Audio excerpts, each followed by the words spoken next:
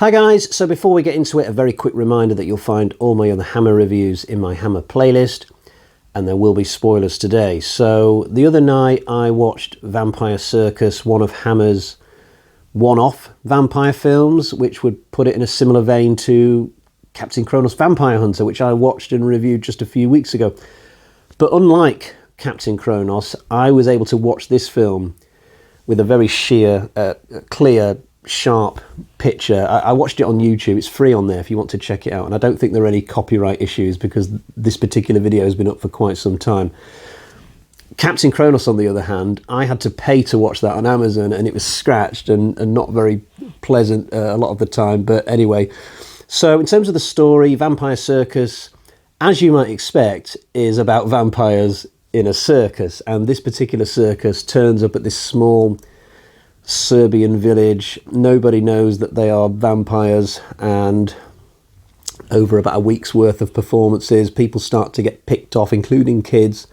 And just to make this situation even more complicated, there's a disease going around in this village, and because of it, there's like a protective ring of guardsmen in the woods surrounding the village, keeping anybody from leaving. They're all armed with muskets and what have you. So it's quite an original setup, this film, both with the Vampire Circus element and with this boundary of guards people. There are a few more wrinkles to the plot, such as the town's history and the circus's history and stuff like that, but I'll leave those details for you to discover for yourself.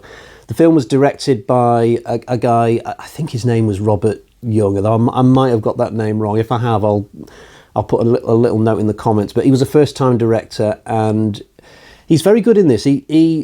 Or with this, I should say, he directs the film with aplomb. He doesn't feel like a first-time director. He went on to do a lot of TV work, although it's hard for me to believe that he wouldn't have been able to find more work in film had he wanted it. He did briefly come back to film to do the Fish Called Wanda sequel in the 90s, Fierce Creatures. I remember that being a reasonably famous Hollywood film when it came out, but pretty good director, although I'd never heard of him until watching this film and doing some quick research on it.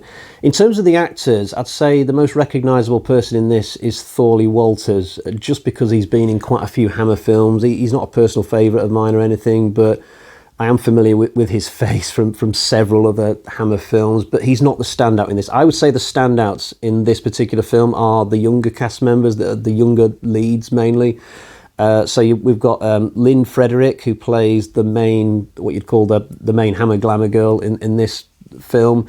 I'd never heard of her before this. I did go on Wiki to sort of check her out and see what else she'd done, and her personal life section in Wiki is the longest I've ever seen of anybody. Like, even for famous actors, the personal life section on Wiki will normally only have a little paragraph or two, but Lynn Frederick's, it's like a big novel. It took me like 15-20 minutes to read it, and it talks about how after her early success in the early 70s, she went on to have all sorts of marriage problems and inheritance problems and health problems, and her career ended quite early, and she died at a very young age, like 39, I think. So yet again, another example of a really good-looking woman in an older horror film who just went on to have a very sad life after their initial burst of fame was over.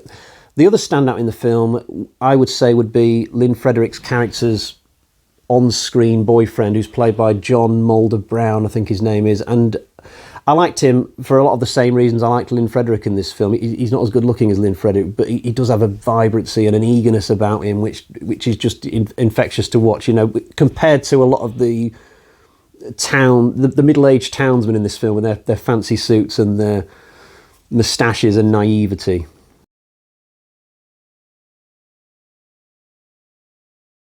I must say, I really enjoyed this film. It did have a slow start for me, which I guess might seem like a strange comment if you've actually seen the film, because technically the opening is quite fast and frenetic. We get a prologue where all these townsfolk are storming this castle. They want to take down this count.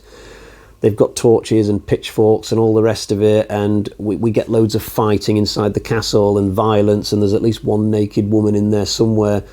There's a lot going on, but I've seen this type of sequence many times in these type of period piece horror films, if you like. There's nothing new here.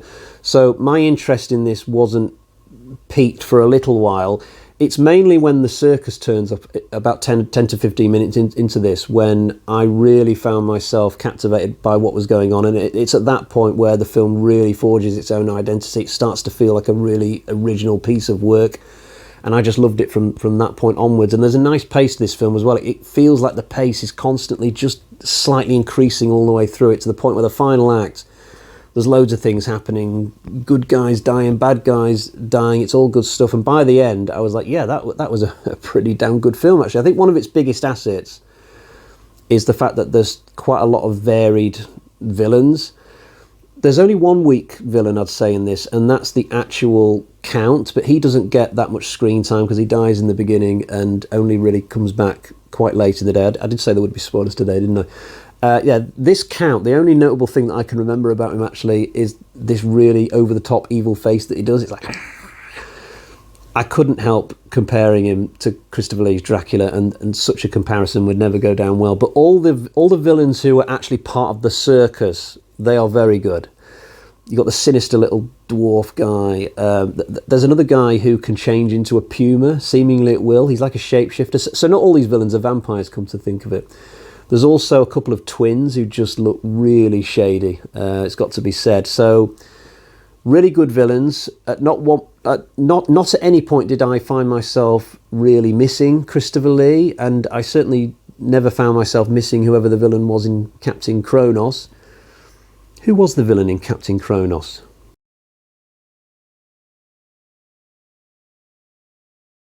I've got mixed feelings when it comes to the secondary plot involving the disease. Early on we see this guy with globules all over his face, and it looks like something out of the Black Death era, and you think to yourself, oh wow, this villager's got it bad, that's horrible. But after this scene, we never see anybody else looking like that. It's like the film just forgets that there's meant to be a disease going around, and the villagers themselves, that they are very uncaring about this whole thing, that they'll happily mix with each other.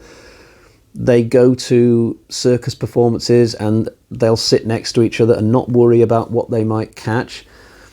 But even though the disease definitely gets forgotten about in this script once the vampires turn up, I still wouldn't take it out, because without the disease element, we couldn't have the ring of guardsmen in the woods, which is really cool for a lot of this movie. A lot of the scariest scenes do take place in the trees amongst the bracken, that the guardsmen, they're sort of like anonymous shapes with guns for a lot of this. The effect is spoiled a little bit after a point, because we hear a couple of the guardsmen in one scene talking to each other and they just sound like a couple of plonkers. But there are some good scenes out in the trees away from the village.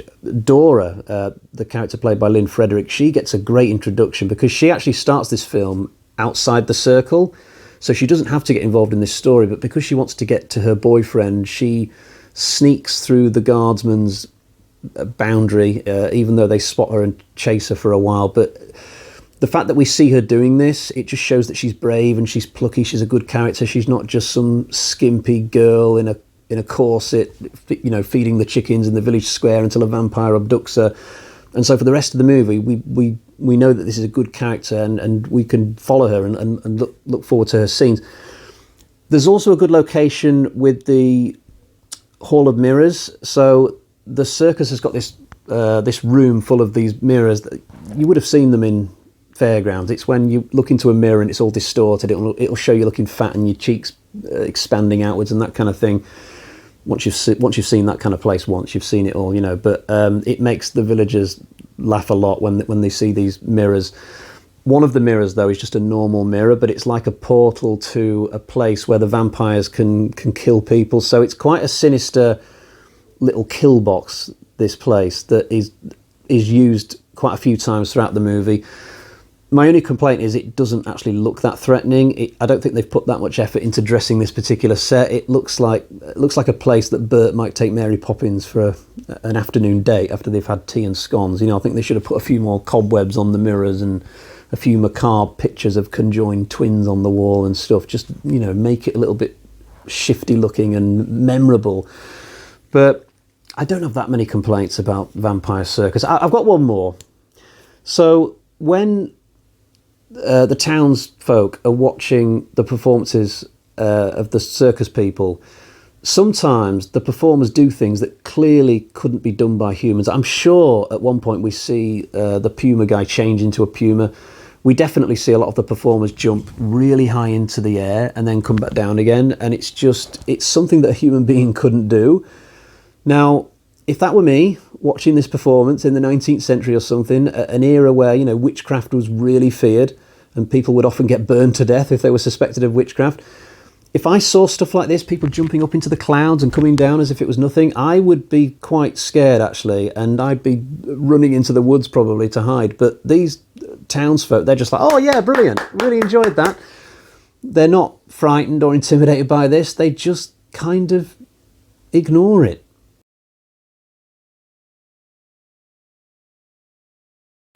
Overall, though, I really enjoyed this movie. This is a really fun little one-off vampire film that Hammer did, and I can definitely see myself buying this for my shelf eventually. It is kind of pricey on eBay, though.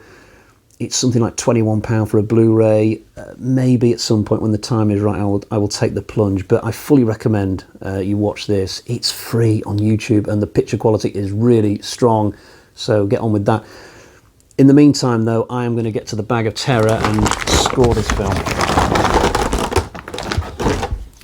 So we've got 1, 2, 3, 4 bloody axes out of 5. I was thinking 3.5 for a while, and just the more I pondered on the film and just reflected on how much fun I had with it, I decided to bump up my score to 4. So 4 out of 5 it is. I'll be back soon to do another Hammer review. I think I'm going to move to the modern day Hammer films next and do The Woman in Black and The Woman in Black 2.